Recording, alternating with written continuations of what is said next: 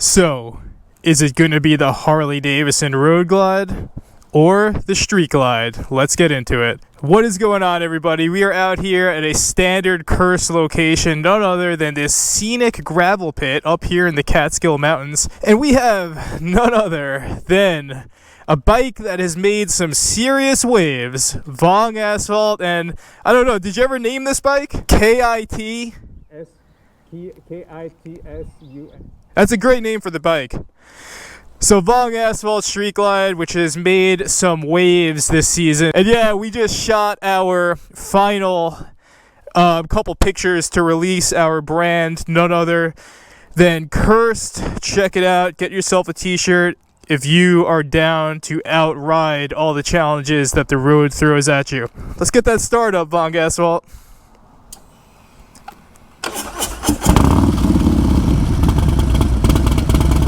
Hell yeah.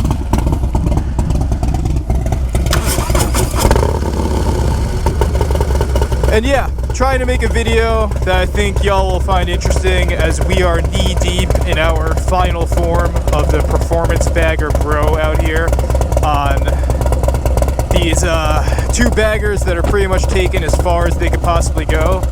And let's discuss this subject from two dudes who have spent a good amount of time on both of these platforms. Let's get into it.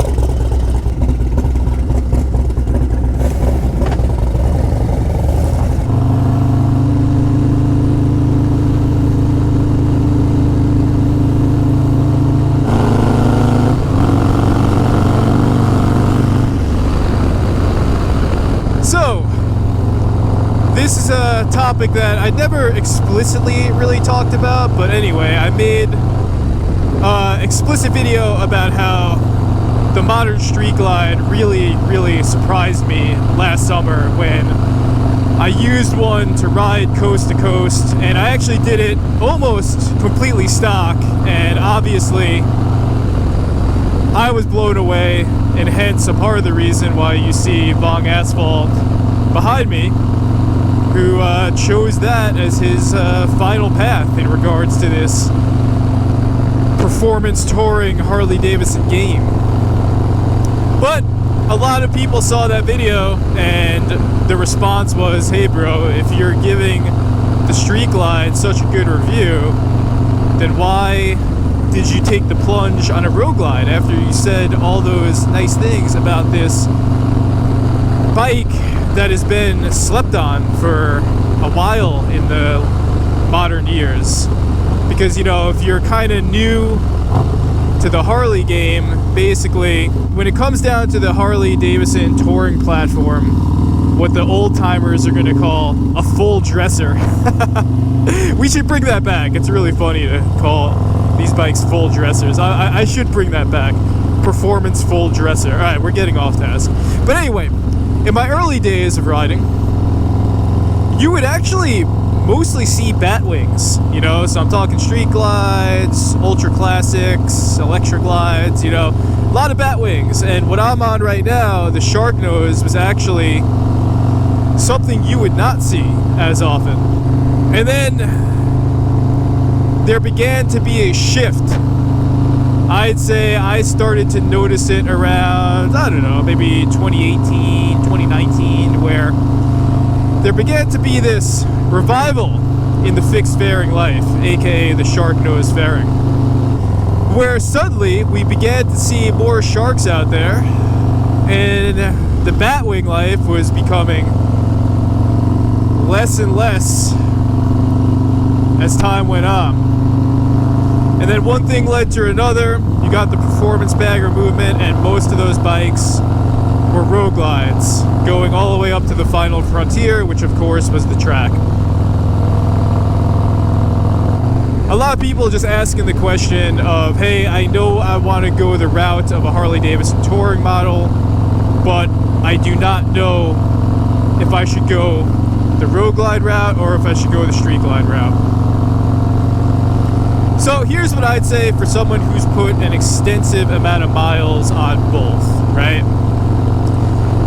Number one, the first thing I would tell anybody is you really just need to test ride both. You know, go on down to your genuine Harley-Davidson dealership and just go test ride them, man. That's your first plan of attack to get the truest read of that. But what I found is one of the things that I really liked about the Street Glide with all my miles on it is I liked having the feeling of the fairing being very close to you, you know?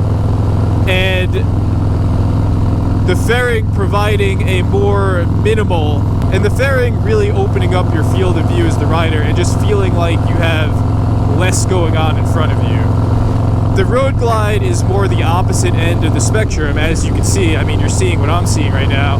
There's a lot going on, you know, there's definitely a lot more fairing. There's definitely a lot more fairing in your face as you're riding. So that's one thing to consider, you know. And there's also the fact that with the Street Glide, you know, it is a fork-mounted fairing, where the Road Glide, what I'm on right now, is a fixed fairing, which is typically what I have on my Dyna, my ST. That's what I generally use for heavy miles. And the reason for that is I do not like to feel the drag of the fairing as I turn my bars. So I've always went the fixed fairing route, whether I am doing highway miles or whether I'm doing back road twisties like what we're doing right now, or whether I'm doing city miles. I just don't like the feeling of being weighted down by the fairing as I am turning my bars. So that is definitely a couple factors for you to consider. And then I think a third big factor is just coming down to aesthetics, you know. The frames are the same, you know, the difference, and you know, a lot of people wave it off like, oh, it's just the fairings, but actually that makes a very big difference.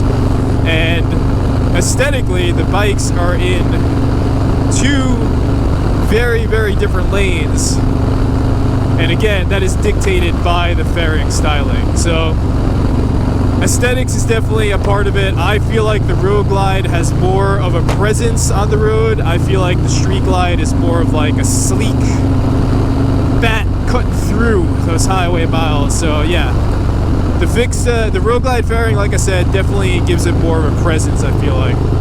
What I think the Street Glide does better is I think the Street Glide is a better tool for tight situations, say urban miles. So if you are based in a city and you know you are going to be using the bike a lot in city miles, but also want to have something that can crush the bike trips with no issue, then you might be looking at a Street Glide. But if you're someone that's maybe you're in conditions like we're at right now, like we're 100 plus miles north of New York City, and if you're in a situation where you don't really have to worry about riding through tight situations and this and that, then I would 100% say that in terms of just open highway miles, the Road Glide is definitely going to do it better. 100%, man. So you just kind of have to be honest with how you are going to be using the bike, the types of miles you're going to be doing, and I think both bikes shine in those different categories, and it really just does come down to that.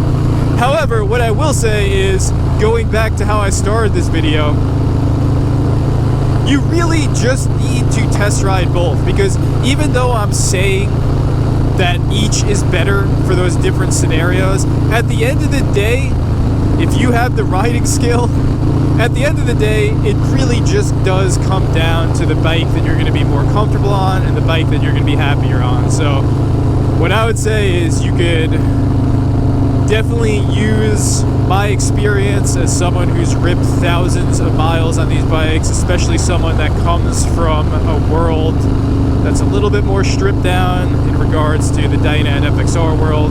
So I have probably an appreciation and a gratitude for this platform that many people do not have if you just jumped right up to the bagger platform. But 10 years cutting my teeth in the sport touring world on bikes that were not meant to do it makes me truly appreciate what these bikes allow us to do. And that's just stock. Again, I'm talking everything that I'm talking about right now. Pretend that I'm riding a stock Road Glide. You know, this bike's obviously taken as far as it could go, which is a separate video, but I'm more just talking stock, man. So at the end of the day, it is what it is. If you know you're gonna be doing heavy distance bike trips, Both bikes are inherently made to crush those bike trip miles effortlessly, man, effortlessly. So if you know you're doing that, go with a road glide or go with a street glide, man. Go for it, man. Hell, we haven't even talked about Road Kings. You know, you got a Road King in there, which is a whole separate video, but this is just addressing what a lot of people have asked me within the content I've done on these bikes. So I hope that's helpful. I hope that sheds some light on it. And I just cannot say it enough. Get out there and throw a leg over each and make your decision from there. That's what I would do. So that's it, y'all. I hope you are enjoying this evolution of FXDLS Brooklyn and Vongasphalt, aka Cursed, as we enter the final frontier of the performance bagger life. We are gonna do exactly what we're said we're gonna do, which is get some miles on these bikes, man. Do what they were designed to do. And have a blast while doing it. And that's it, y'all. We are currently on the road right now. You can catch us in Homecoming, Sturgis, everywhere in between. Say what's up. And that's it, y'all. We'll close this one out here. Stay safe, stay low, invest in a performance bagger. Life is pain. And on that, FXDLS Brooklyn is out.